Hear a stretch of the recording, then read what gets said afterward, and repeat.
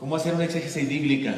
Es la clase de hoy, el día de ayer, ya empezó muy tarde, ¿verdad? La semana pasada, es ayer apenas, vimos cómo interpretar la Biblia, principios para interpretar la Biblia, para no llegar a cometer herejías, inventar herejías que traigan debilidad al reino de Cristo, al Evangelio de Cristo, a la iglesia de Cristo, como me parece que está pasando hoy, porque estamos viviendo un tiempo de apostasía, un tiempo en donde algunos cantantes se creen teólogos y entonces inventan un montón de cosas, cantan herejías en sus canciones, nos aprendemos de memoria, las decimos todos y al rato tenemos un arroz con salchichas que no es exactamente la teología bíblica, sino una cosa inventada por sentimientos, emocionalismo y cosas así.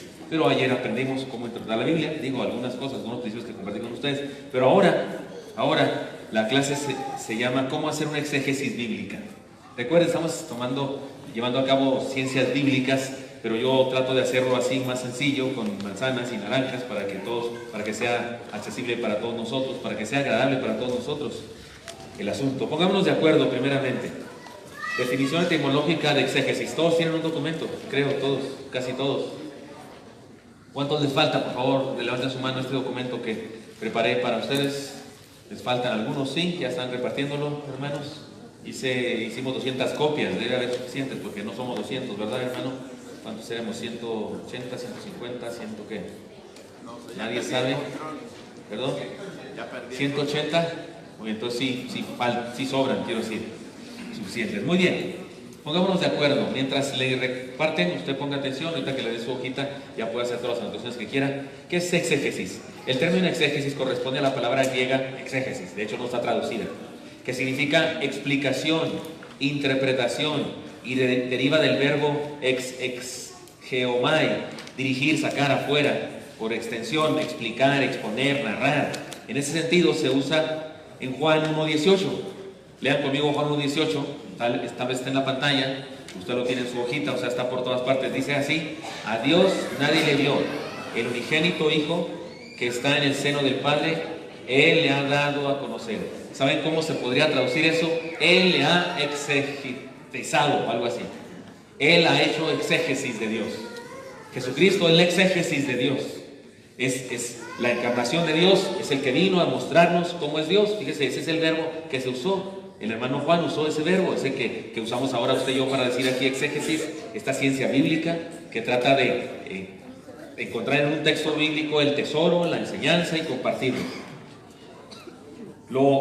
Es decir, Jesús explicó exegesato o algo así, lo ha explicado. Y el mismo verbo aparece en Lucas 24:35 y en Hechos 10:18 y 15:15 y 21:19, etcétera, etcétera. Su relación con la hermenéutica, porque usted está pensando ahorita, oiga, pues es más o menos igual que la hermenéutica, ¿no? Déjame decirle para que entendamos la diferencia, que al fin de cuentas no importa, o que la hagamos las dos, pero su relación con la hermenéutica es la siguiente. Muy a menudo y por razones de su etimología, el término exégesis se toma como sinónimo de hermenéutica, del griego hermeneu, que significa traducir, el origen etimológico de hermeneum, como sea, y de sus derivados es discutido, pero parece conducir a raíces que significan hablar, decir, encontrar. Pero la diferencia es esta: la diferencia entre hermenéutica y exégesis. Para decirlo con sencillez y claridad, podemos definirlo de la siguiente manera: la hermenéutica nos enseña las claves para saber lo que dice un pasaje de la Biblia. La exégesis nos enseña el método para explicar lo que dice la Biblia a nuestra vida.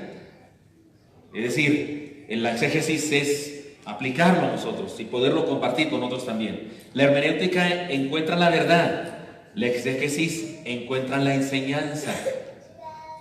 Una verdad, pero una enseñanza práctica para nosotros. La hermenéutica nos dice lo que dice la palabra. La exégesis nos ayuda a entender para qué sirve eso que nos dice la palabra. La hermenéutica nos evita el error. La exégesis nos desafía a vivir la verdad. Muy bien, algunos ejemplos bíblicos de exégesis. Regularmente los ejemplos bíblicos de hermenéutica y exégesis van acompañados, pero podemos citar algunos más. Ayudar a alguien a entender lo que dice y lo que significa para nuestra vida la Escritura Sagrada. Lean conmigo Lucas 24:27, por favor, está en la pantalla o en sus hojas, como dice: y comenzando desde Moisés y siguiendo por todos los profetas, les declaraba en todas las Escrituras lo que de él decían. ¿Se acuerdan dónde pasó esto? Camino de Maús, ¿se acuerdan eso? Un tal Cleofas, no lo identificamos exactamente bien quién es, y otro acompañante que no sabemos quién es porque no es su nombre, se encuentran con Jesús, no saben que es Jesús resucitado, no lo identificaron hasta después, pero dice la Escritura, dice Lucas, que le explicaba Desde el Génesis, la ley, los profetas, o sea, de Génesis hasta Malaquías, le explicaba lo que decían las escrituras de él. Eso es la exégesis. No solo encontrar la verdad, sino aplicarla. Muchos de los judíos, de los fariseos, de los escribas, leyeron la Biblia muchas veces, pero cuando vino Jesús, nunca se dieron cuenta que Él era. No hicieron la exégesis correcta a la Escritura. No entendieron lo que es la Escritura porque nunca la ubicaron en Jesús mismo. Compartiendo el tesoro de la palabra. Por ejemplo, en Mateo 13:52. Lean conmigo también. Él les dijo: por eso todo escriba docto en el reino de los cielos es semejante a un padre de familia que saca de su tesoro cosas nuevas y cosas viejas. Eso es hacer la exégesis. Tomar la Biblia, un pasaje que ya todos hemos leído, el pasaje más leído en los templos, en los cultos de la iglesia tal vez, pero esta persona, este maestro, para sacar a relucir ese texto y usando esas cosas antiguas y cosas nuevas, nos hace pertinente esa palabra. Nos hace entender no solo qué dice el texto, sino qué dice a nosotros, cómo se aplica a nuestra vida. Eso es exégesis. Exégesis es el camino que seguimos para encontrar la enseñanza de la palabra de Dios para nuestra vida. Está implícito encontrar la verdad y el sentido. Está implícito la aplicación a nuestra vida. Está implícito el desafío a vivir la enseñanza. Y está implícito la posibilidad de compartirla con otros. Ahora, ¿cómo se hace eso? Ahora sí, qué bueno, pastor, que ya me explicó qué es exégesis rápidamente. Tal vez algunos aquí pescaron mucho más que otros. Yo no sé si alguno ya ha tenido instrucción teológica o algo así. Seguramente les será más fácil entender o compartir conmigo lo que estoy diciendo, pero algunos sugiero que después vuelva a su escrito. Por eso lo traje todo por escrito y por eso está ahí, hasta más de lo que voy a decir, porque habrá uno de los puntos ahí que no voy a abordar, pero lo traje extra para que usted lo siga leyendo. Pero usted me dirá: sí, está bueno, ya exégesis, entendí más o menos qué es, pero ¿cómo se hace eso? ¿Cómo hacemos una exégesis? Como dicen en el ambiente popular, cada maestrito tiene su librito, ¿verdad? ¿Han oído hablar de eso? Bueno, yo les voy a mostrar mi librito. Les voy a compartir los pasos que según yo debe dar un exégeta para hacer una exégesis. Tengamos cuidado, sin embargo, tengamos cuidado de algunos errores. Antes de decir cómo se va a hacer, antes de decir eso, les debo decir cómo no se hace. Vamos a decir que en este punto no es lo conducente siempre decir lo negativo de las cosas, pero el día de hoy, en vista del problema que tenemos de apostasía en el mundo evangélico, me parece no solamente útil, sino indispensable, urgente, que yo antes de decirles, como creo que se hace un exégesis, cómo no es que se hace un exégesis. Porque en el mundo evangélico moderno que estamos viviendo, tantos errores, hay algunas cosas como estas. Disculpen si alguno de ustedes se siente identificado con algunos de estos errores que voy a decir. Acepto que usted haga una cita conmigo y discutimos todo lo que quiera. Por el reino se vale discutir. Por el reino se vale agarrarse a bibliazos los unos a los otros. En amor cristiano me refiero, en amor cristiano. Vale la Biblia, ¿no? Golpes bíblicos, ¿qué pasa? Es bendición. Por el reino de Cristo vale lo que sea. Pero si usted acepta, reflexione y analice ese método que usted usa, si se siente identificado con los métodos incorrectos. Número 1, el empirismo irracional. Cuando se valora la experiencia sensorial por encima del testimonio de la palabra. Son los que dicen: yo lo sentí y por eso es verdad.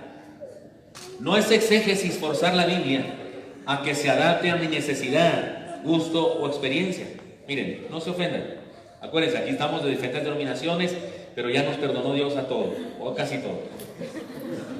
Y no vamos a estar como los ciegos aquellos que les conté ayer, lo que sea. Así es que perdónenme esto que voy a decir, si usted no comparte exactamente mi idea, pero yo no encuentro en la Biblia, por ningún lado, que... esa era otra, ¿verdad? Este está completo, perdón. Yo no encuentro en la Biblia por ningún lado que el Señor Jesucristo haya tirado a alguien, se haya quitado la túnica, le haya hecho así y se hayan caído 20 de los que estaban ahí, de los 5,000 que fueron alimentados. Ni que haya tocado a alguien o soplado a alguien y toca el Espíritu Santo y no le se cae. Yo no encuentro eso en la Biblia, en ningún lado. Ni Pablo, ni Pedro, ni nadie hizo eso jamás. Pero algunas personas practican eso en sus congregaciones. Insisto, respeto eso. Si alguien cree que tiene bases bíblicas, está bien. No creo, pero está bien. No me quiero pelear con eso ahorita. Pero lo que quiero poner como ejemplo es lo siguiente. Un colega nuestro, bautista, bien, no sé, los bautistas, algunos ni aplauden. En mi iglesia sí aplaudimos, pero muchos bautistas ni aplauden, ni levantan las manos. En mi iglesia sí lo hacemos, y hasta los bautistas muy bautistas dicen que nosotros no somos bautistas. ¿Sí capta? Y los muy carismáticos dicen que nosotros sí somos bautistas, entonces estamos en medio, digo yo, ¿verdad? Porque los de acá nos tiran, los de acá también estamos en medio más o menos.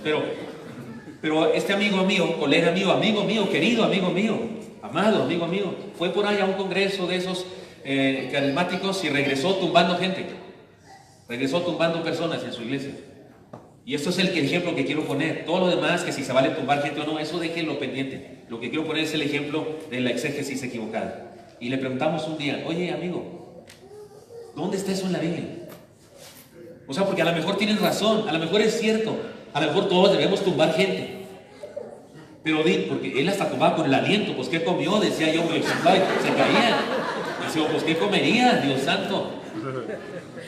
Y le decíamos, ¿dónde está en la Biblia eso? O sea, por favor, toma la Biblia, le dimos una Biblia, dinos, muéstranos dónde está. Y si está en la Biblia, todos lo hacemos, amén, gloria a Dios, lo hacemos juntos. Y él respondió, no sé ni me importa, yo lo sentí, yo lo experimenté y es de Dios. Eso es una terrible herejía y una pésima exégesis.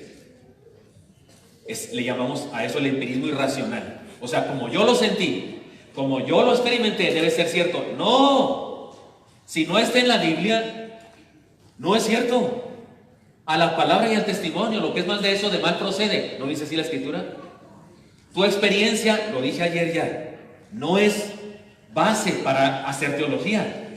Porque entonces imagínense, en Catemaco, se llama Catemaco, ustedes algunos son de allá, no practican la brujería, no practican el satanismo algunas personas, no tienen algunos de los brujos que hacen limpias y demás a los artistas, vienen desde Europa gente a hacerse trabajos y no sé qué espirituales, no tienen ahí un diablo pintado, una santa muerte acá y un Jesús por acá, un sagrado corazón de una Virgen de Guadalupe y un revoltijo de todo, y funciona. Si no funcionara, ¿por qué vienen desde Europa personas, artistas, políticos? Les funciona, algo pasa, algo experimentan, que mire, vienen y pagan dinero. Que algo funcione, que algo sea una experiencia, no autoriza para que fundemos una doctrina. La Biblia debe interpretar eso que pasó, y no al revés. Así es que no es exégesis forzar a la Biblia a que se adapte a mi necesidad, mi gusto o mi experiencia. Segunda, método incorrecto de exégesis, la esperanza mágica. Cuando se establece como parámetro y fundamento la creencia propia. O sea, el que dice, yo siento que sí. Yo siento que sí es. Me late que esto me quiere decir Dios. Me late. Yo siento. O sea, ¿cuál es la base teológica? ¿Cuál es la base de tu teología? ¿Tus sentimientos? Hay una canción por ahí popular cristiana que dice, yo no confío con mi mente, lo hago con el corazón. Y algunos casi lloran cuando oyen esa frase. Pero eso es una frase absurda en contra de la Biblia. La Biblia dice, engañoso es el corazón más que todas las cosas. ¿Dice o no dice, hermanos? Y la Biblia dice que nosotros tenemos la mente de Cristo. Yo le diría a ese cantante, yo no confío con mi corazón, porque engañoso es mi corazón. Yo confío con mi mente, porque mi mente es tengo la mente de Cristo. Pero hay gente que le tira mucho al cerebro. No, esos racionalistas, es que los que solamente están pensando, no, que el espíritu, y llaman espíritu a sus emociones. Llaman espíritu a sus sentimientos, y no es espíritu, es emoción y sentimiento. Es euforia emocional. Porque hay personas que en algunas reuniones lo que pasa es euforia, no es el Espíritu Santo. No cayó el Espíritu Santo, cayó euforia, cayó emoción ahí. Y esta es otra forma equivocada de interpretar la Biblia. La esperanza mágica. Creer que porque yo creo va a suceder. Yo creo que sí. No, tengo fe que sí. No, me late que sí. ¿Y en qué basas que Dios lo va a hacer? Pues que yo creo que sí. No se ofendan, pero las declaraciones, por ejemplo, declaro, son parte de la esperanza mágica. ¿Por qué Pablo nunca se declaró sano de su aguijón en la carne? 3 veces le pidió a Dios, y no significa que hizo 3 oraciones así de gracias por los alimentos, o alimentos recibidos, gracias, saludos a Pedro. No fueron telegramas. Fueron 3 periodos de oración, de ayuno intenso, pidiéndole a Dios. Mire, ya estoy tumbando papeles también yo aquí. Fueron 3 periodos intensos de oración, pidiéndole a Dios que le quitara un aguijón en la carne. ¿Y se lo quitó Dios, hermanos? Díganme ustedes, por favor, ¿se lo quitó Dios? No. ¿Por qué no lo declaró? Declaro libre del aguijón. Algunos le hablan a los microbios, ¿no? ¿Por qué no le habló al aguijón? Aguijón, te ordeno, vete de aquí. ¿Por qué no hizo eso? porque no estaban locos, porque no tenían el complejo de Dios que tienen algunos el día de hoy, que creen que en nuestra boca tenemos milagros. Usted y yo tenemos en la boca dientes, saliva, lengua, caries en ocasiones, pero no milagros. Los milagros están en el cielo con Dios. Dios es el único que hace milagros, no nosotros. Es más, la esperanza mágica es creer que las cosas suceden por fe. Y perdónenme, pero ni la salvación sucede por fe. Si no me lo quiere creer, recuerde lo que dice el texto. Por gracia sois salvos, por medio de la fe. No dice por fe sois salvos, no, dice por gracia. ¿Quién nos salvó? La gracia de Dios. Sin la gracia de Dios, no importa cuánta fe tengamos. Pero hay gente que pone su fe en la fe. Y no, la fe no es poderosa. Es poderoso el objeto donde se pone la fe. Les pongo un ejemplo. Allá en el norte, yo soy de Chihuahua, allá en el norte se congelan los ríos. Pero más para arriba, en Estados Unidos y Canadá, se congelan las cataratas. En un cierto lugar estaba congelado un río. Y el río en cierta parte era muy rápido, había ciertas cascadas, había unos rápidos incluso, y el agua congelada era bastante delgada, porque el agua pasaba muy rápido. Pero más allá se ensanchaba el río, el agua era mansa y el hielo era enorme. Y un hombre quería cruzar por donde el hielo era delgado, pero este tenía mucha fe. Dijo, sí cruzo, no, sí cruzo, lo declaro. Salió corriendo y en un momento dado la punta de su zapato estuvo, todo su peso sobre esa punta de zapato, se quebró el hielo y se murió de hipotermia, antes de ahogado, hipotermia. El otro no tenía mucha fe, dijo, no, a lo mejor no paso, y se tiró pecho tierra, pecho hielo pues, y cruzó. Porque el que tenía mucha fe no cruzó, fracasó, y el que tenía poca fe triunfó. Le voy a decir por qué. Porque el que tenía mucha fe tenía su mucha fe puesta en poco hielo, y el que tenía poquita fe tenía su poquita fe puesta en mucho hielo. ¿Estoy hablando claro? No importa cuánta fe tenga usted, importa dónde la tiene puesta. Y si usted tiene fe en una declaración, si usted tiene fe en un discapóstol, si usted tiene fe en usted mismo, si usted tiene fe en su fe, discúlpeme, pero no hay nada que hacer, no hay nada ahí. Pero usted tiene una minúscula fe, una piltrafa de fe. Haga de cuenta un soldado vietnamita al que le explotó una mina, toda agujerada, pero usted la pone en Jesús. Ya la hizo. Así estaba la fe de la mujer enferma de flujo de sangre. Ahí estaba la fe de Jairo. Ahí estaba la fe de muchos personajes de la Biblia. Maltrecha, no dijo Jairo, ayuda a mi incredulidad, no dijo eso. ¿Se acuerdan? O sea, ¿cómo la fe y la incredulidad no van juntas? Pues sí, van juntas. Él creía, pero también tenía incredulidad. Y sucedió el milagro, sí, ¿por qué? ¿Por su fe? No, por la gracia de Dios, por el poder de Dios. Ojo con eso. Esta es otra manera incorrecta de interpretar la Biblia. La esperanza mágica. No es exégesis, dogmatizar una idea con la única base de nuestra propia creencia o esperanza. Es como esta esperanza mágica, es como la de los juegos de azar de los anuncios de televisión. Como dice, no sé qué anuncio de televisión es, de lotería o de Melate, ve que dice, ya me vi. ¿Ya ha visto ese anuncio? Hay cristianos que creen de la misma manera que esa gente cree. Creen que porque creen va a suceder. No, mi fe no es la base. La base de mi fe es Jesús. Por eso le pedimos, por eso le suplicamos.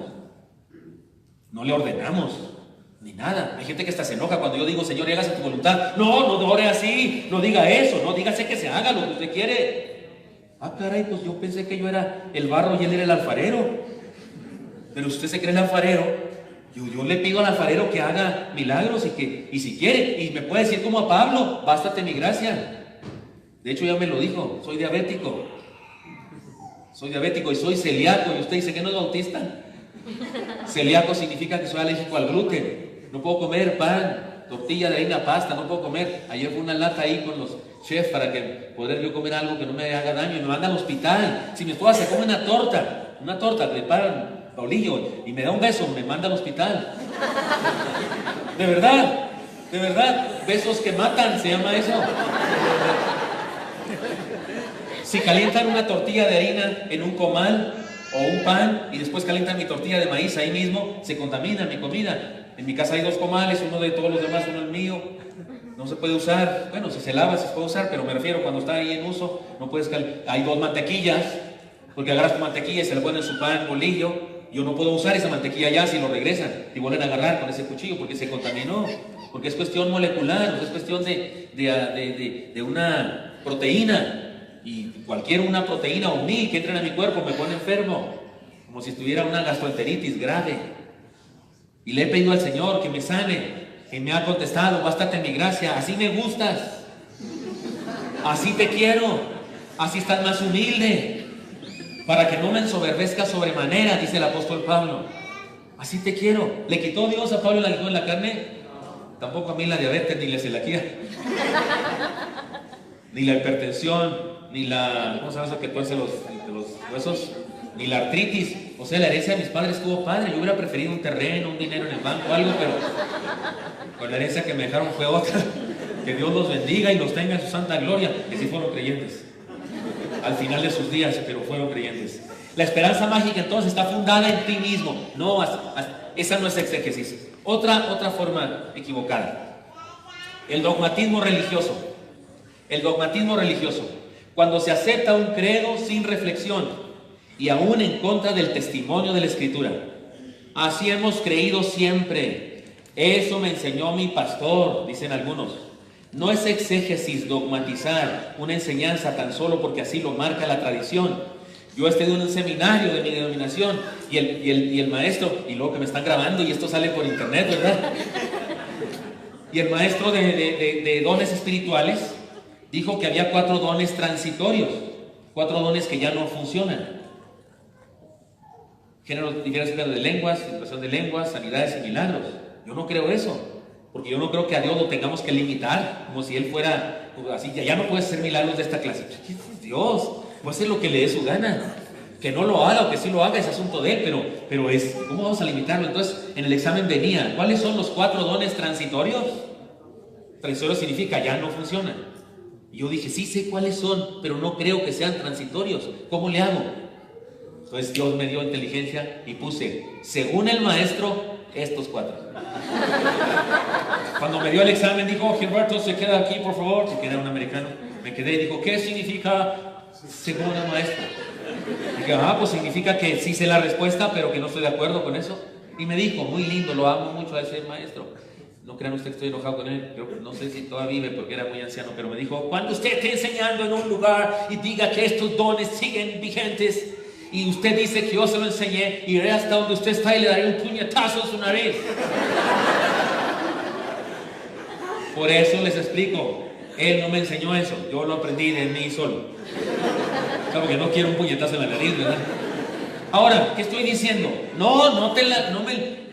La otra forma de hacer exégesis equivocada es aceptar todo lo que alguien dijo.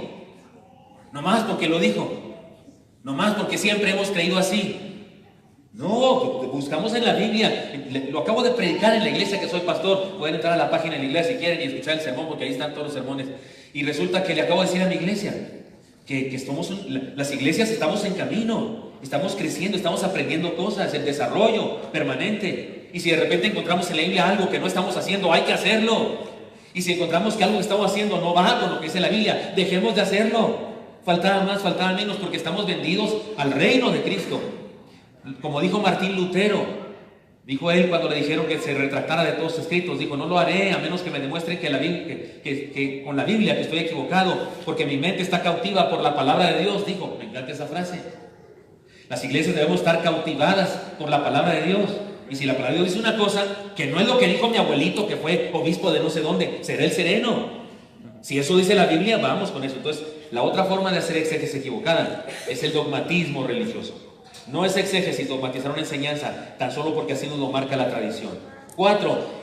El apostolismo profético y la nueva apostasía. Cuando se concede autoridad a un ser humano para dar nuevas revelaciones, aunque éstas no estén de acuerdo con la Escritura.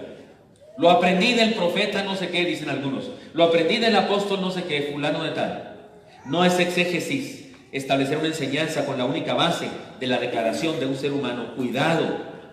Cuidado, así sucedió en el segundo y tercer siglo de la era cristiana. Así comenzó el deterioro de la iglesia cristiana, que nos llevó a la Edad Media, donde había una iglesia apóstata, horrible, espantosa, llena de pecados, de toda clase de pecados, de asesinato, de inmoralidades y de lo peor, ¿no es cierto? ¿Usted ha leído eso en la historia? Debió haber cristianos verdaderos siempre, porque Jesús profetizó que así sería, y las puertas del Hades prevalecerán contra ella. Debió haber cristianos verdaderos con diferentes nombres, perseguidos, por supuesto, por la iglesia oficial. ¿Cómo comenzó ese deterioro hasta llegar a esa monstruosidad de iglesia que no era la iglesia de Cristo? Así, desviándose, porque alguien dijo una cosa, porque alguien dijo otra cosa, lo vamos creyendo, y así se fue haciendo. De repente alguien dijo, un rico se quería convertir, pero porque se quería bautizar, no lo podemos llevar al río a bautizarlo, pues échale agua y lo bañaban, primero entero, después nomás la cabeza, y así se fue deteriorando el sentido verdadero del bautismo. Alguien dijo por ahí que fulano está muriendo, quiere celebrar la Santa Cena, si no puede ir al templo no la puede celebrar, no, llevémosle el pan, porque es el pan de la eternidad, y así llega a ser aquel concepto equivocado de la comunión, y llega a concebirse que el pan de veras tiene algo de presencia de Dios. Así poco a poco se va haciendo el deterioro de la fe, cuando vamos creyendo más en lo que dicen personas que en lo que dice la palabra. Otro error, la magia escritural.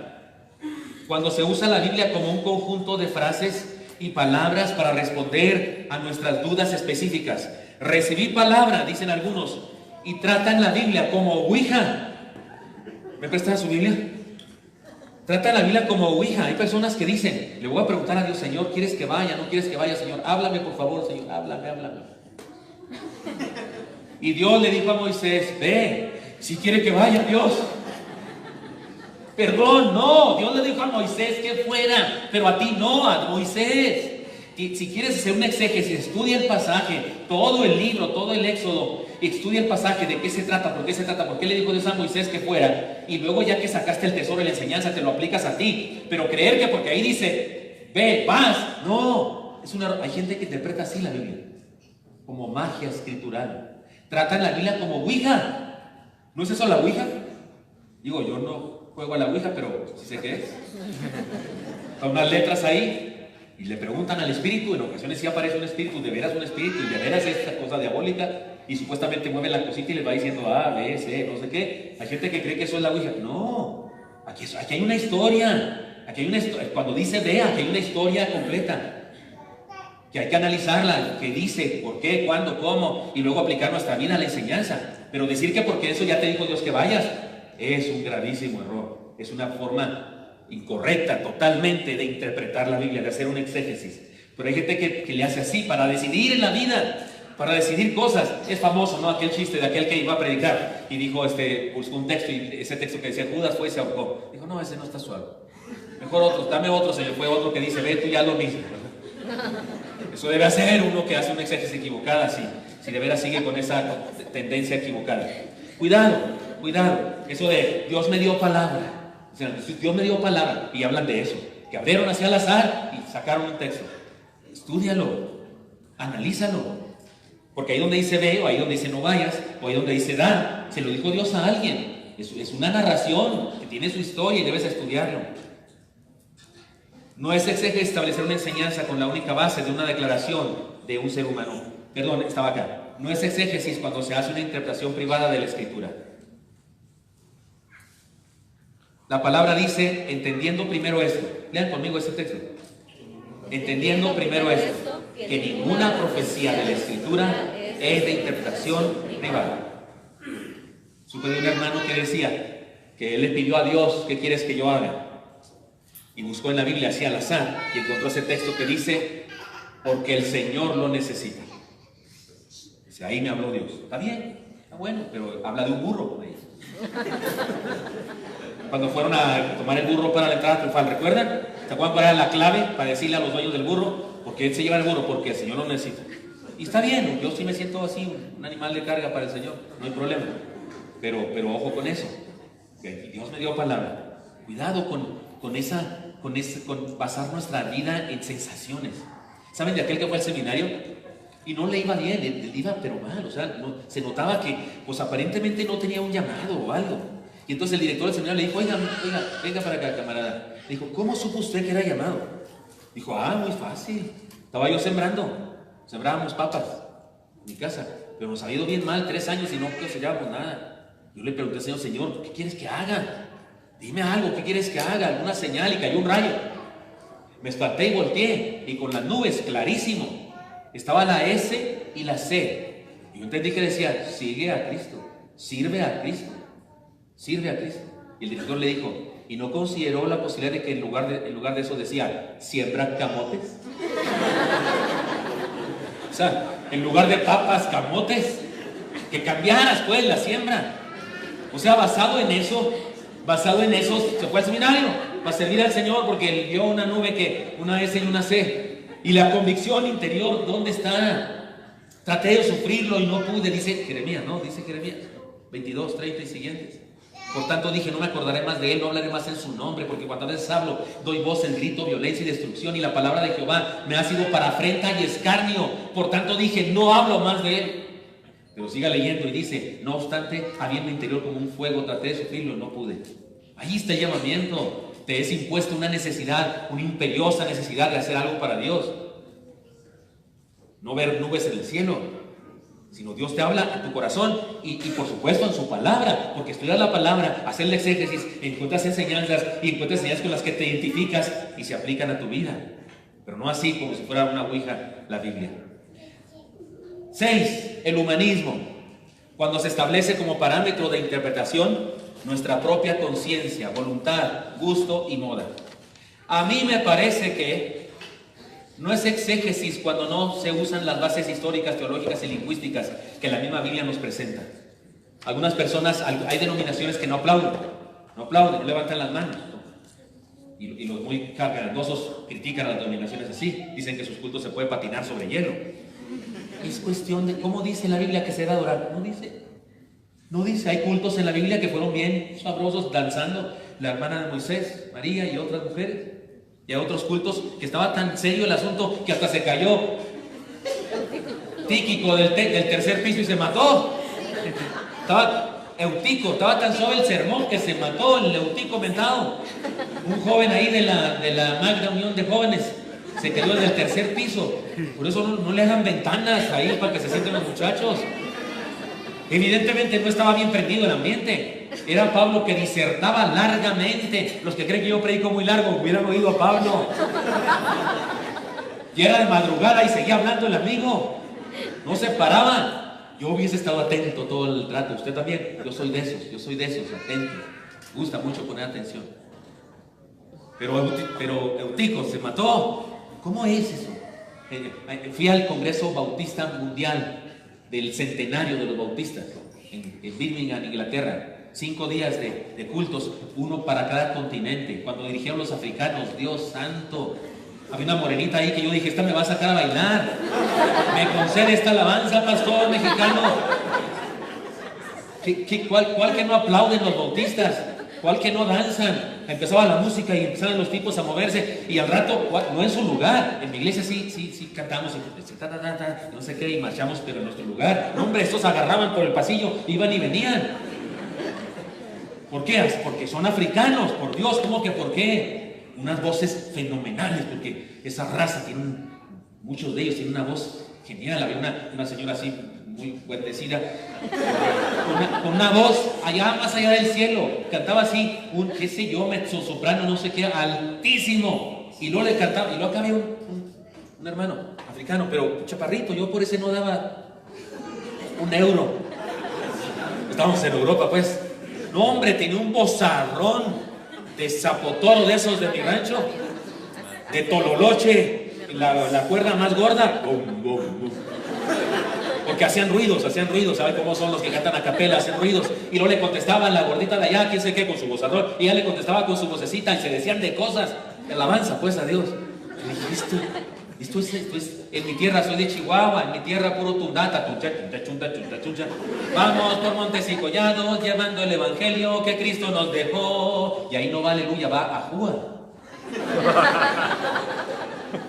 ¿Cómo dice la Biblia que es la adoración? Dice cosas fundamentales de corazón, de verdad, del espíritu y en verdad. Lo demás es asunto cultural. Lo demás es asunto de cada pueblo, de cada región, de cómo le hacen en cada región. No, pero viene el exégeta. A mí así me gusta. Pues que te guste, qué bueno, amigo, pero no me importa que te guste o no te guste, me importa que le gusta a Dios. ¿Sí me estoy explicando? Cuidado con esa forma de interpretar la Biblia por gustos. No es exégesis. Cuando se usan las bases, en lugar de usar bases históricas, teológicas y lingüísticas, se usa solamente el gusto personal. 7, por último, la espiritualización o alegorización a ultranza. Cuando se trata de interpretar la Biblia como si fuera una metáfora o una alegoría gigantesca y se aplica a toda circunstancia personal. Miren, ¿se acuerdan cuando Gedeón fue a combatir contra los madianitas? ¿Se acuerdan cuántos soldados llevaban? ¿Cuántos? Al principio 22,000, se regresaron 32,000, se regresaron 22,000, quedaron 10,000. Y de los 10,000 se regresaron 9,700 y quedaron 300. ¿Y se acuerdan cuál fue la poderosa estrategia militar? Compraron bombas atómicas, una metralleta que dispara 20 balas por segundo. ¿Sí? ¿Qué hicieron? Su estrategia fue teas ardiendo, cántaros encima para hacer la oscuridad, y luego la rompieron y gritaron por Jehová y por Gedeón. Uy, qué bárbaro, qué gran estrategia. Y ganaron. Pero hay quien espiritualiza esa historia y dice, ¿qué significan las teas, hermano? Pues teas nada más, camarada. Teas. No, significan la luz del cristiano. Está suave la idea, pero no es una metáfora. Ese pasaje es una narración histórica, no es una parábola. Es una narración. La tea es una tea. No, representa la luz del cristiano, y el cántaro representa su egoísmo y sus orgullos denominacionales. Hay que quebrar el orgullo denominacional para que surja la luz del testimonio. Está padrísima tu interpretación, pero estás alegorizando algo que no es una alegoría, es una historia. Si quieres hablar de la luz del cristiano, pues vete al Evangelio de Juan. Ahí Jesús habla de la luz del cristiano. Vosotros sois la luz. Ahí sí habla Jesús de la luz. Vete a las cartas de Juan, porque Juan trata el tema de la luz con profundidad. Y vete ahí habla de la luz. Si quieres hablar del egoísmo y de quebrantar nuestro egoísmo, pues vete a las cartas de Pablo y ahí habla de eso. Pero este pasaje, por favor, interprétalo como es. Las teas son teas y el cántaro es un cántaro. Es una estrategia militar. Y sí hay una enseñanza ahí, pero esa no es. Pero hay quienes quieren alegorizar todo. O sea, todo lo encuentran que es alegoría. Todo. Y está bien, si, por ejemplo, este sermón que les digo, que a la luz del cristiano y que el cántaro encima, está bien. No dijo nada herético, está bien.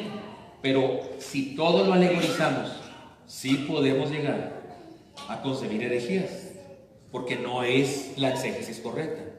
Así es que estas son las maneras, queridos hermanos. Perdonen que me emocione cuando enseño esto, pero es que sí me da ñañaras, dijo aquel. Cuidado, estas formas no son las correctas para hacer exégesis. No es exégesis cuando antes de estudiar un pasaje se presupone que se trata de lenguaje figurado. Muy bien, una propuesta concreta. Ustedes pueden seguir el método que más les agrade después de estudiarlo y de entender que tiene fundamentos. Sin embargo, me corresponde como maestro, el día de hoy que me toca ser maestro, hacerles una propuesta de este método. Pero déjenme decirles cómo surge este método. Cuando estudié homilética en el seminario, homilética, la ciencia de predicar, me dio el mismo maestro las clases de homilética cada año: homilética 1, homilética 2, homilética 3 y clínica homilética. En clínica homilética estudiamos los sermones de Spurgeon, Carlos Spurgeon, predicador bautista muy famoso, del hermano Billy Graham. Estudiamos los sermones de un pastor de la iglesia donde yo ahora soy pastor, el pastor que era antes, era un pastor muy renombrado en la Convención Nacional de México, el pastor Orlando Gutiérrez Cortés, y por ahí del director del seminario, que también era un buen predicador. Nos dieron sermones escritos y los analizamos. Después de saber todo acerca de un sermón, el sermón eficaz del hermano Santiago Crane, un libro de predicación, las 7 demandas de un sermón eficaz.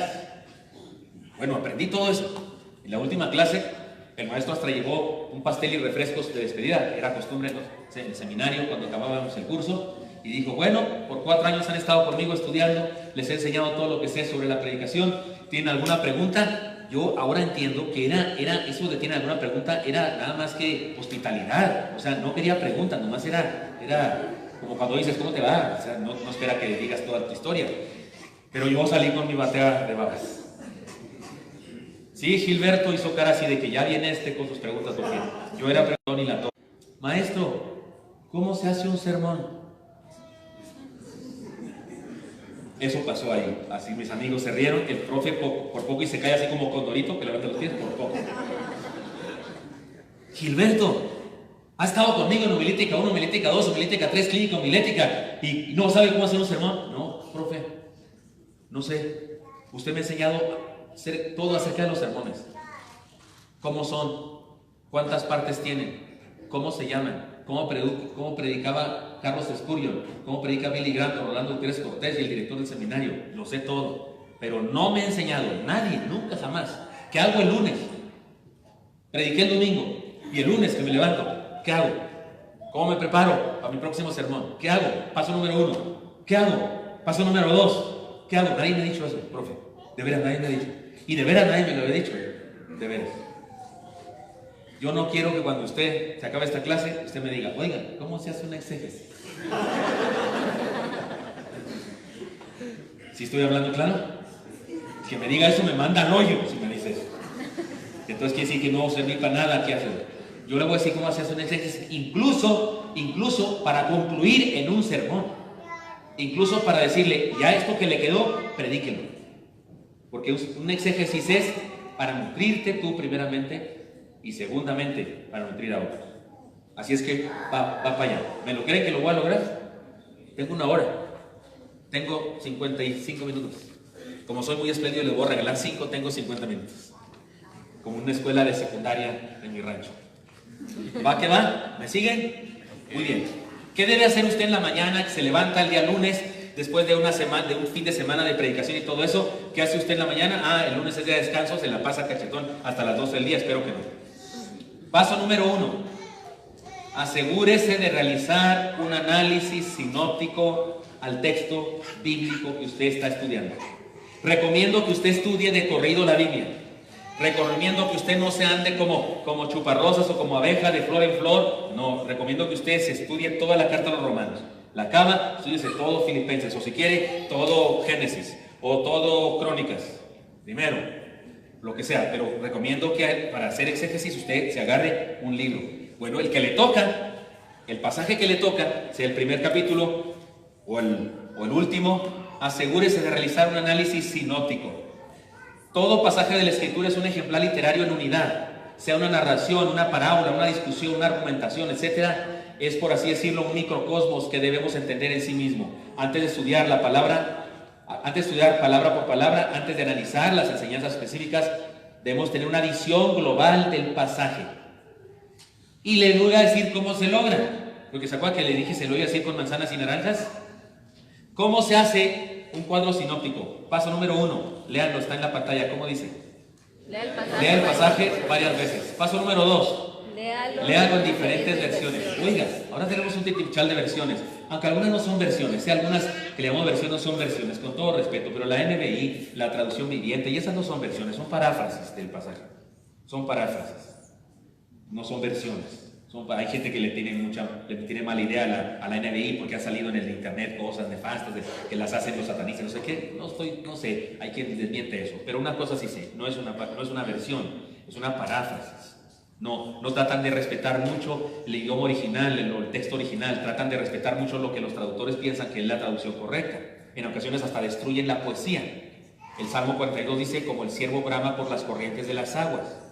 Así dice, como el ciervo brama por las corrientes de las aguas. Es mi texto, mi salmo favorito. La traducción viviente dice, mi alma anhela fervientemente al Señor. Eso no dice la Biblia. Sí, eso es lo que quiso decir, pero la poesía no me la destruyan. Yo soy poeta, estudié literatura, estudié filosofía y letras.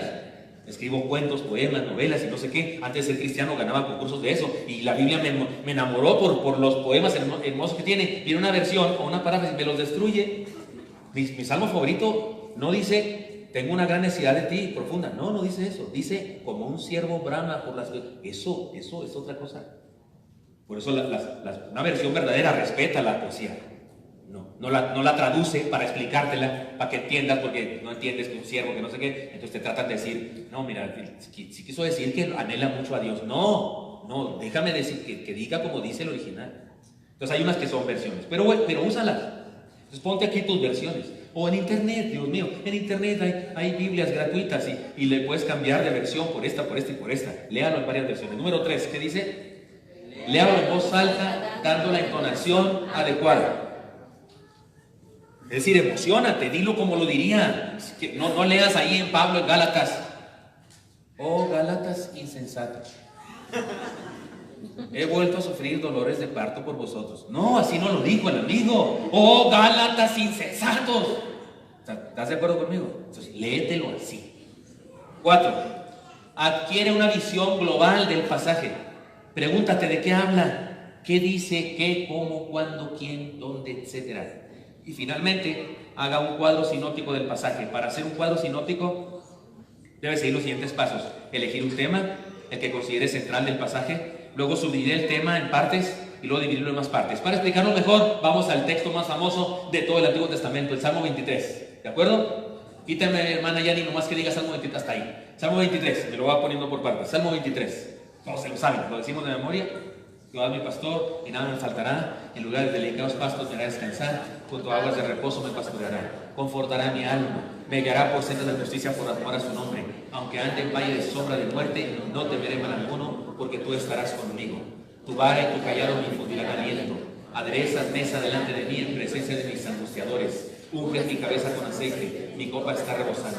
Ciertamente el bien y la misericordia me seguirán todos los días de mi vida, y en la casa de Jehová moraré por largos días. Amén. Es precioso salmo. Muy bien. ¿De qué habla? Del pastoreo. Punto. Está clarísimo. El tema es el pastoreo del Señor, lo abarca todo. Yo así puse en mi exégesis que dice el Salmo 23 hace quién sabe cuántos años. El pastoreo del Señor abarca todo. Y dice, yo soy un pastor, nada me faltará. Nada es un absoluto. ¿Se entiende? Absolutos son las palabras que no dejan nada fuera. Nada es nada. ¿Qué queda fuera de nada? Nada. Todo es otro absoluto. ¿Qué queda fuera de todo? Nada. Todo está dentro. Muy bien, entonces el pastoreo del Señor. Pero se divide en partes. Este sería mi cuadro sinóptico. Beneficios para el cuerpo. Porque habla de beneficios para el cuerpo. Adelante, hermana Yani, por favor. ¿Cuáles son los beneficios para el cuerpo? Descanso. En lugar de delicados pastos me hará descansar. Provisión. Junto a aguas de reposo me pastoreará. Seguridad. Aunque ande en valle de sombra de muerte, no temerá alguno. Y aliento. Tu vara y tu callado me infundirán aliento. Esos son beneficios para el alma, perdón. Hermana Yani, píquele, es que hicieron beneficios para el alma. Después de beneficios para el cuerpo, beneficios para el alma. Y luego otra subdivisión. Píquele más, hermana Yani. Beneficios sociales. ¿Cuáles son? Victoria sobre los enemigos. Ahí están las partes. Reconocimiento. Unge mi cabeza con aceite. Píquele, hermana Yani. Beneficios espirituales. La gracia y la misericordia de Dios. Ciertamente bien la misericordia me seguirán todos los días de mi vida. Y se acaba. 2. Vida eterna. En la casa de Jehová moraré por largos días.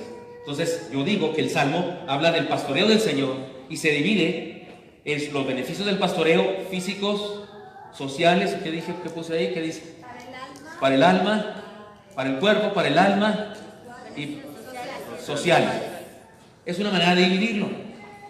Yo recomiendo que usted, cuando va a hacer un exégesis, agarre el texto, haga todo eso que le acabo de decir y luego haga sus garabatos. Si no puede hacer así las llavecitas muy bonitas como en la computadora, no, haga sus garabatos. Es el pastor de esto y de esto y de esto. Escriba en una hoja, en un papel de estraza, en el de la torta que se está comiendo, en la servilleta, yo qué sé. Pero ahí haga sus garabatos y trate de entender la visión así global del pasaje. Y usted va por buen camino. Ojo, cuando usted hace eso, en ocasiones siente que ya la hizo, que ya tiene su sermón. Ya me puedo parar el domingo en el culto y decirles, hermanos, el pastoreo del Señor es sobre todo. Y hay beneficios físicos, y beneficios para el cuerpo, para el alma, y no sé qué, y ya predica esto. No, espérese, no. Por amor de Dios, no haga eso. Le faltan más cosas que hacer. Eso es superficial. Eso es muy superficial. Aquí entre nos, muchas personas, es todo lo que hacen. Hasta ahí llega. Solo dividen el texto en partes. Por eso les molesta cuando viene una nueva versión, porque la nueva versión les echa a perder el sermón. Porque la nueva versión maneja las cosas de otra manera y entonces ya no se ve. Pero yo recomiendo hacer eso, un cuadro sinóptico. Otro ejemplo, por ejemplo, el Corintios 13. Iremos pasando rapidísimo, hermana Yani. Corintios 13, el tema es el amor. Lo que no es, ¿qué no es? No es sensacionalismo, hablar en lenguas y símbolos y no sé qué, espiritualismo, no es legalismo. Adelante, hermana Yani, por favor, píquele. Lo que sí es, ¿qué es? Es humildad, bondad, altruismo, paciencia, tolerancia, justicia, fuerza, fe, todo lo que esperanza. Es decir, yo dividí esto en lo que sí, en lo que no es, y en el hecho de que es algo superior. Y dice aquí, póngale, hermana Yani, estas cosas. Es una manera de dividir. Déjeme, me voy a saltar porque no voy a... Puse muchos más ejemplos. Usted quédese, pase, hermana, hasta donde dice el análisis sinóptico es la contemplación. Hasta ahí. Pero déjeme ponerles otro ejemplo muy claro que aparece ahí, pero usted lo leerá después. ¿Se acuerdan de la parábola del buen samaritano? ¿Se acuerdan? Yo no hice este bosquejo. Yo no lo inventé. Es un bosquejo anónimo que está por ahí en los libros, ni sé dónde lo encontré. Pero alguien hizo este bosquejo de la parábola del buen samaritano. 3 filosofías de la vida. La que dice, lo tuyo es mío, los rateros. Lo tuyo es mío. Otra filosofía de la vida, la que dice, lo tuyo es tuyo y lo mío es mío. Los sacerdotes, levitas. Tu problema es tuyo, mi dinero es mío. Y la tercera filosofía de la vida, el que dice, lo mío es tuyo. ¿Me necesitas? Lo mío es tuyo. Y pagó por él. Alguien inventó esa, es un cuadro sinóptico de la parábola. O sea, agarró la parábola y la dividió en 3 partes. ¿De qué habla esta parábola? De la vida, de la filosofía de la vida. Y hay 3 filosofías de la vida. La del ladrón, lo tuyo es mío. La del religioso, lo tuyo es tuyo y lo mío es mío. Y la del cristiano verdadero, lo mío es tuyo. Oh, está lindo, ¿no? Pero no se quede ahí. No voy a predicar esto el domingo. Aprendí este domingo que hay 3 filosofías en la vida, hermanos. Y espérese, debes escarbarle más para encontrar cosas. Y el segundo análisis que le propongo es el siguiente, es este. Adelante. Sí, leamos eso. El análisis sinóptico es la contemplación ordenada de una porción de la palabra de Dios. Los que son aquí muy jóvenes, cuadro sinóptico no les suena tan conocido, pero en su escuela se le llama eso mapa mental.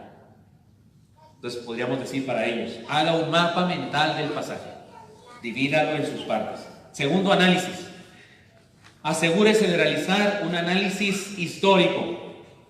Pregúntese sobre ese pasaje, ¿quién lo escribió? Pregúntese los destinatarios. Ayer expliqué eso, ¿se acuerdan del joven que mandó 2 cartas a su papá y a su novia? ¿Recuerdan eso? Usted debe preguntarse eso. Sus propósitos. No es lo mismo leer la carta a los romanos, teología pura, normativa sobre la salvación, que leer la carta de Pablo a los Corintios, una carta disciplinaria. Sus propósitos. Los que creen en que la salvación se pierde, se basan en un pasaje de Hebreos, en donde dice, porque es imposible que aquellos que habiendo recibido la palabra, el Espíritu, las promesas, y habiendo caído, dice, no queda más sacrificio para ellos. Por supuesto, es la carta a los hebreos. Los hebreos recibieron la palabra, recibieron la promesa, recibieron la alianza del Espíritu Santo, recibieron todo. Lo único que tenían que hacer ahora era aceptar a Cristo. Y al no aceptar a Cristo, sí están perdidos. Pero no habla de un cristiano que se convirtió y fue salvo y luego renegó. No habla de eso. Habla de los hebreos que, habiendo sido pueblo de Dios, rechazaron seguir siendo pueblo de Dios al rechazar a Cristo, el enviado de Dios. En la carta a los hebreos. Si usted no entiende eso, a quién fue escrita, por qué fue escrita, puede llegar a entender cosas diferentes a lo que dice el texto. Entonces pregúntese, ¿quién escribió eso? ¿A quién le escribió? Sus propósitos, razones específicas por las que escribió, circunstancias. Oiga, no es lo mismo leer ahí en Filipenses, regocijaos en el Señor siempre. Otra vez digo, regocijaos. No es lo mismo si el que nos escribe eso está en Hawái, en una hamaca, con 2 esclavos haciéndole aire y unas muchachas dándole a comer ciruelas, pasas y nueces, y le dicta a su escribano, dile que se gocen de la vida. No es lo mismo que si sabemos que el que me escribe eso está preso, no es libre, y desde su cárcel nos dice, regocijaos en el Señor siempre. Otra vez digo, regocijaos. Como dicen en Chiapas, eso sí que es significante. Es decir, saber dónde estaba, cómo estaba, me dice mucho. Nos explica mucho que podemos entender. Así es que motivos, problemas, circunstancias, las leyes o costumbres. ¿Se acuerdan que le expliqué la ley de miserable de mí que me librará de este cuerpo de muerte? ¿Se acuerdan que le expliqué qué significa cuerpo de muerte? ¿Está alguno enfermo entre vosotros? Llamen a los ancianos de la iglesia, oren por él ungiéndole con aceite en el nombre del Señor. Algunas personas creen que ese es un ritual mágico, creen que es una especie de sacramento. De hecho, la Iglesia Católica lo considera un sacramento. Algunos cristianos también creen que es un sacramento y que el aceite se convierte en un producto mágico o que tiene algo de unción para sanar a la persona. Pero hermanos, se los digo con toda sinceridad, amor y respeto. Cuando Santiago dijo eso, estaba diciendo simplemente un método médico tradicional de aquella época. Es como si hubiese dicho, pónganle Vivaporub en el pecho, en la espalda y en las plantas de los pies. Y pónganlo a respirar en una olla de agua hirviendo. ¿No le hacían así a usted cuando estaba niño, hermano? ¿Le hacían eso? ¿No le hacían eso? Se llama, es para sacar, ¿no? En aquella época se usaban aceites medicinales para hacer sudar a la persona y eran su método para hacer que se acabara su temperatura alta. Entonces lo que dice Santiago ahí no es un ritual religioso, no, está diciendo, pues apliquen la medicina tradicional y oren por él, como si dijera, pues pónganle una lavativa o pónganle una inyección de penicilina y oren por él. Pero tomen sus pastillas y oren por él. Pero algunas personas convierten a ese asunto de ungir con aceite en algo mágico, en algo así como que es algo misterioso. No, es una práctica médica. Un día fui yo a un hermano que lo iban a ungir y entonces el pastor, ungidor, traía una botellita de aceite y se puso así aceite aquí en las palmas, no cosa, las yemas de los dedos. Y luego le hizo así al hermano, perdón, lo voy a despeinar, le hizo así al hermano y oró. Esos que oran como están enchilados. Señor, no sé por qué se enchilan cuando oran, pero bueno. Y el que estaban orando por él era mi amigo. Y él notó que yo no estaba así muy conforme con eso. Y me dijo, ¿qué pasó, Gilberto? ¿No crees en la unción? No, por supuesto que no, creo en Dios Todopoderoso. ¿Cómo crees que voy a convertir en la unción? Pero sí lees la Biblia que dice que lo unja con ese. Sí, creo en la Biblia que dice eso. Y creo que se refiere a un asunto médico. Y a ti te están tratando médicamente. Y eso es ungirte con aceite. Además, no te ungieron. ¿Cómo que no? No te ungió, el hermano no te ungió. ¿Cómo que no? No, te tocó con las yemas con aceite. ¿Eso no es unción? Por supuesto que no es unción. ¿Quieres que te unja yo? Pues sí. Dije, hermano, ¿me prestas su aceite? Sí, pues yo no traigo, no soy de eso. Sí, préstame su aceite. Y agarré el aceite, le destapé y le eché así el vaso y oré por él. Lea el Salmo 133. Como el aceite de la unción que baja sobre la barba de Aarón y toca hasta el borde de sus vestiduras. Digo, si van a andar de payasadas, que lo unjan de verdad. Pero esa faramaya así como que, hombres. Ahora, ¿qué dice el texto? Y no es que esté opuesto, he ungido personas, Una hermana estaba a punto de morir y me dijo, pastor, yo sé lo que usted cree, sé lo que usted me ha enseñado, pero a mí me gustaría que usted me ungiera porque sé que voy a morir en cuestión de días. Perfecto, hermana, claro que sí. Y conseguimos un aceite, su hermanita, ¿te acuerdas de aquella hermanita? Conseguimos un aceite y la ungimos. Olía rico, sintió agradable. Si usted quiere, puedo pensar que hasta para ella fue un símbolo, no un hecho, sino un símbolo del Espíritu Santo que está ahí. No el aceite, no el Espíritu Santo, ni trae el Espíritu Santo, ni lo convocó, no nada. Nomás que para ella tal vez significaba eso, pero fue ungir. Pero de veras la ungí, no la toqué con las yemas con aceite. De hecho, mi amigo que les digo que ungí, de hecho murió finalmente. ¿Por qué? ¿Por qué? Porque no fuimos creados para vivir por siempre. Nunca se ha puesto a pensar por qué Dios permitió que Juan el Bautista muriera. No debió tener más de 35 años. Si era apenas 6 meses mayor que el Señor Jesucristo. Tal vez vivió 30 años. ¿Por qué? ¿Por qué no mató al mugroso de Herodes y a su mujer, que eran unos adúlteros, y a su hija de ella, una chamaca ahí bailarina, luciéndose teibolera en la reunión esa? ¿Por qué no hizo así Dios y los desbarató a todos? Y al santo, al hombre que dijo Jesucristo, nadie nació de mujer es más grande que él. ¿Por qué no lo salvó? Porque no es plan de Dios que estemos aquí por siempre. La muerte nos suena feo a nosotros porque estamos de este lado, pero de aquel lado se ve bonita. Porque de aquí se nos fue, pero allá llegó. ¿Capta la idea? Aquí se fue, pero allá llegó.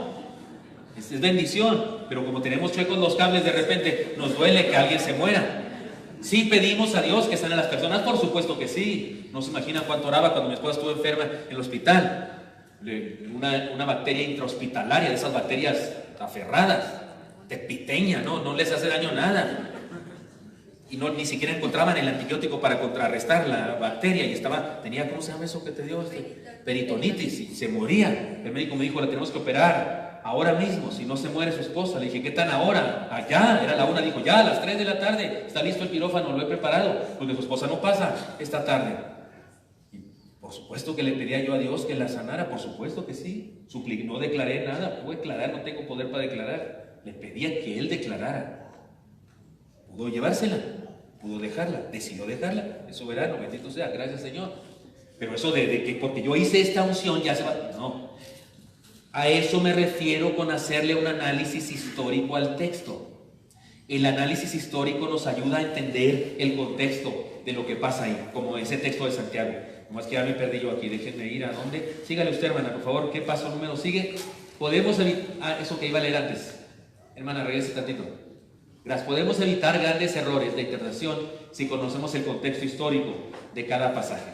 ¿De acuerdo? Muy bien, vamos al siguiente análisis que les quiero proponer que hagan.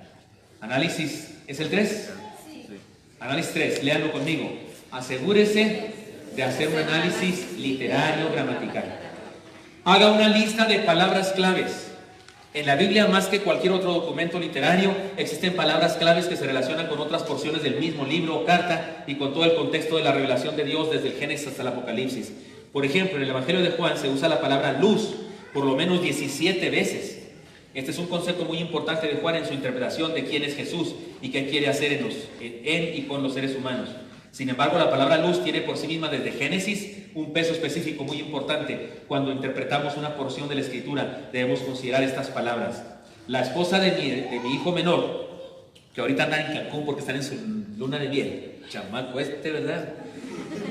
Un día predicó, es una joven, un día predicó porque en el mes de la juventud en la iglesia donde yo soy pastor, los jóvenes predican en los cultos de miércoles. Ella predicó y predicó algo muy lindo. Se basó en el Evangelio de Juan, capítulo 1. En el principio del verbo, el verbo era con Dios. Y el verbo estaba con Dios, el verbo era Dios, y sigue diciendo, y era la luz de los hombres, y esas cosas.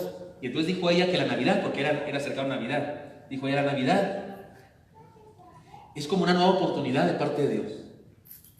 Porque en el Génesis dice que Dios dijo, sea la luz, y Él hizo la luz. Pero Juan dice que los hombres rechazaron la luz, porque sus obras eran malas.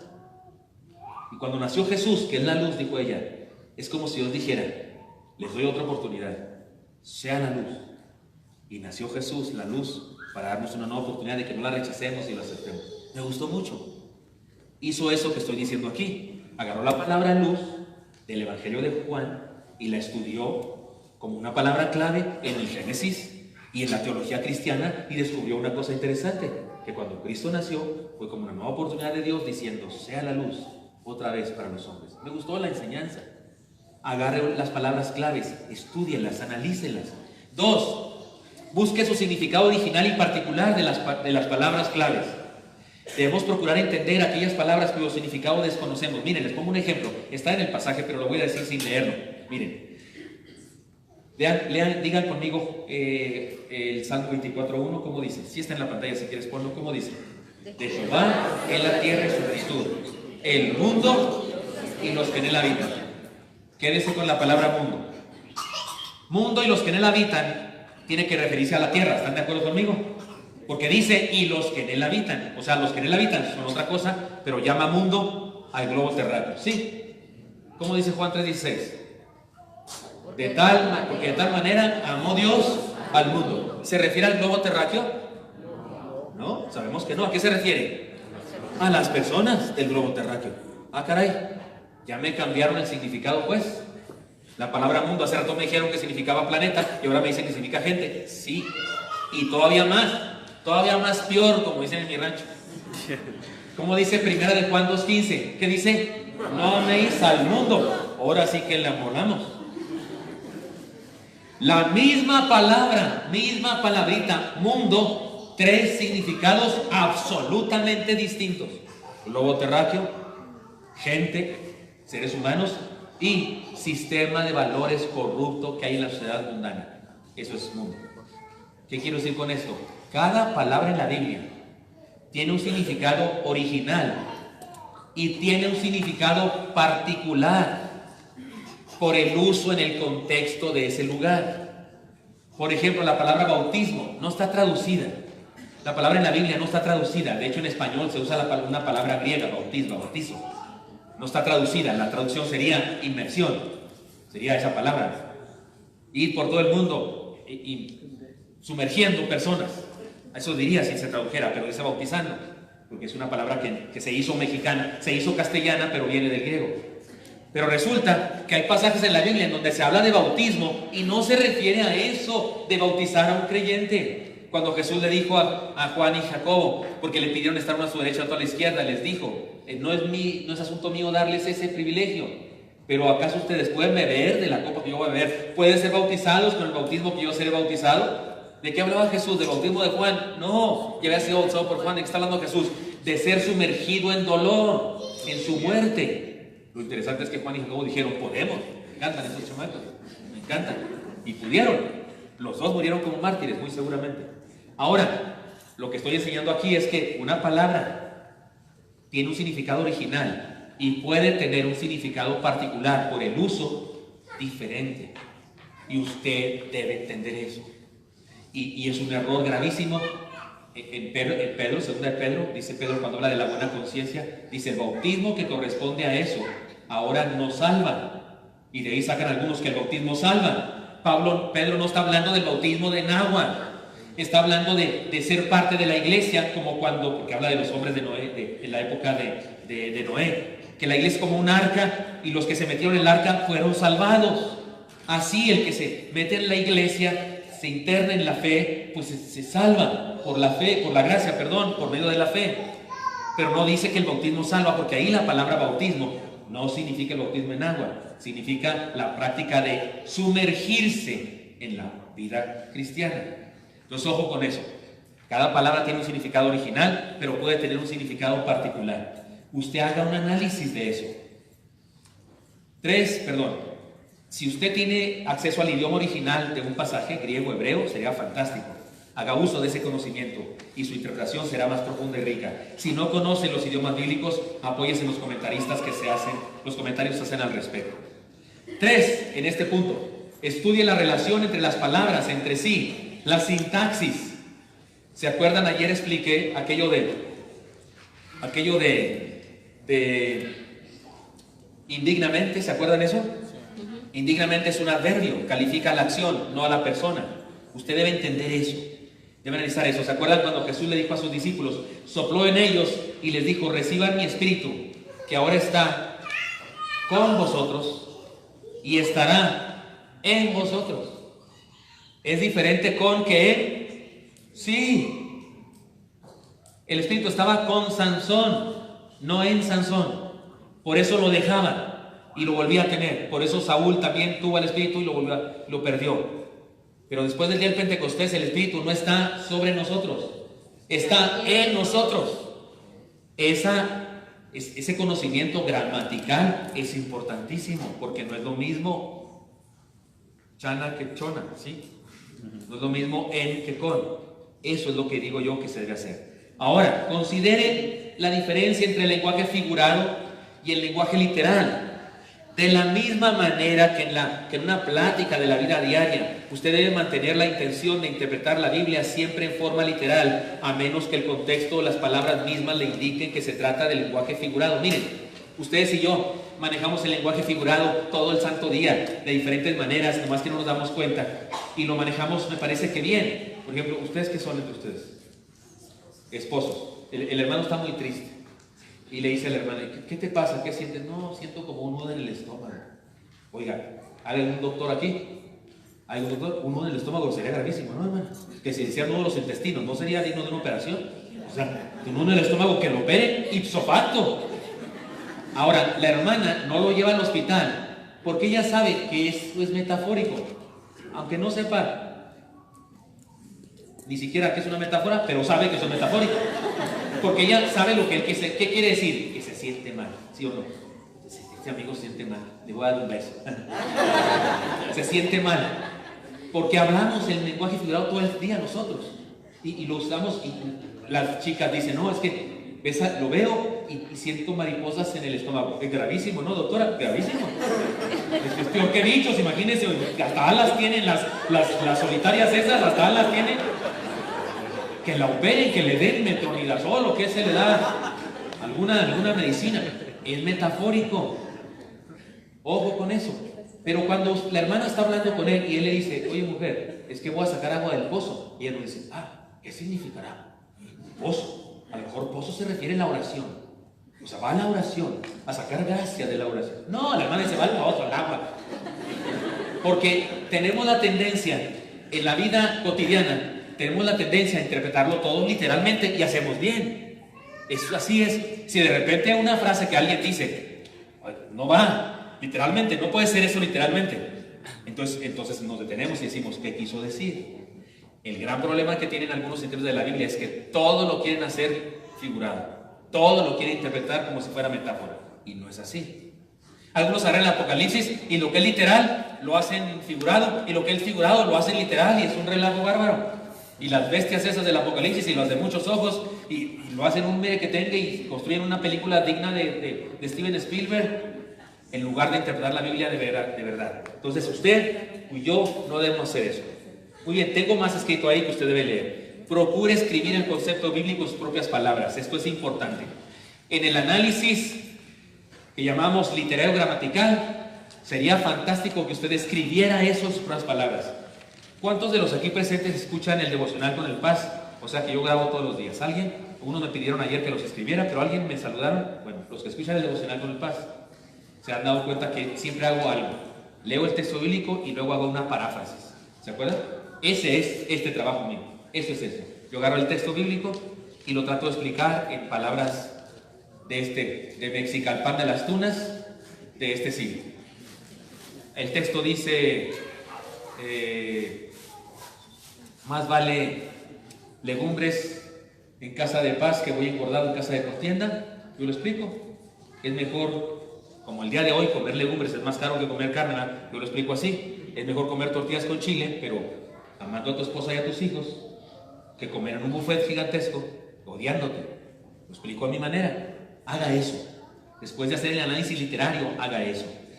Cuarto lugar, asegúrese de hacer un análisis teológico. Estudie el estado de la revelación de Dios en el momento que fue escrito ese texto. Este es el análisis más complicado, hermanos. Déjenme decirles una cosa para pasarlo rápido a este asunto. Me parece que necesitamos comentarios nosotros. Necesitamos gastar dinero en libros buenos. Dice un proverbio oriental: si tienes 2 denarios, con uno compra pan y con otro zafiros para tu alma. Y se refiere a libros, literatura. Cómprese un buen libro, un buen comentario sobre la Biblia. Yo recomiendo, me parece que es muy bueno, el comentario Mundo Hispano. Se llama así, comentario Mundo Hispano. Es un comentario que tiene pues, de cada libro de la Biblia. Las cartas pastorales vienen juntas, algunas de ellas. Me parece que ya hay un librote grandote, lo puede conseguir. Ay, ¿qué me está pasando aquí? Lo puede conseguir usted también por internet, me parece. Lo puede conseguir. En la Biblia de Mundo Hispano viene un poquito de ese comentario, pero usted debe usar eso.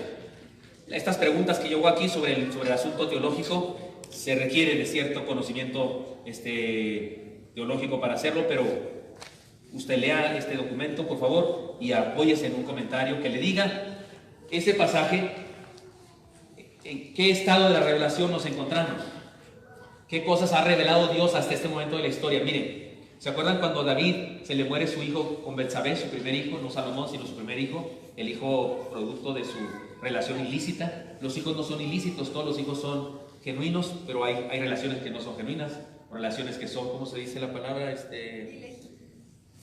Ilegítimas, pero todos los hijos son legítimos, las relaciones son las que son ilegítimas a veces. Pero ¿se acuerdan cuando estaba ayunando y en silicio, ¿se acuerdan? Y su hijo murió y pide que le traigan vino y comida, y dicen los criados, ¿qué le pasa a este?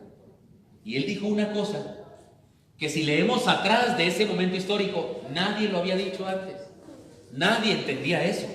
David recibió revelación de Dios nueva en su dolor. Él dijo, ¿por qué comes? Dijo, porque Cuando estaba vivo había esperanza, pero ahora, y dice David, Él no vendrá a mí, yo iré a Él. Si usted lee la Biblia de ahí para atrás, nadie se le ocurrió eso. Ni Abraham ni Moisés pensaron que había un lugar donde nos reencontramos los seres humanos. No, nadie pensaba eso. Era nuevo esto para ese momento histórico de David, es nueva revelación. Usted debe analizar su texto a la luz de este asunto. Vamos al último proceso, al último paso del proceso.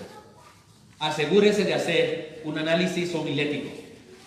Si va a compartir lo que aprendió y preparar un estudio, sermón, debe hacer también lo siguiente: trate de aplicar las verdades que ha encontrado en las circunstancias de su comunidad y pregúntese, ¿qué circunstancias de la época del texto bíblico son parecidas o iguales a las del día de hoy?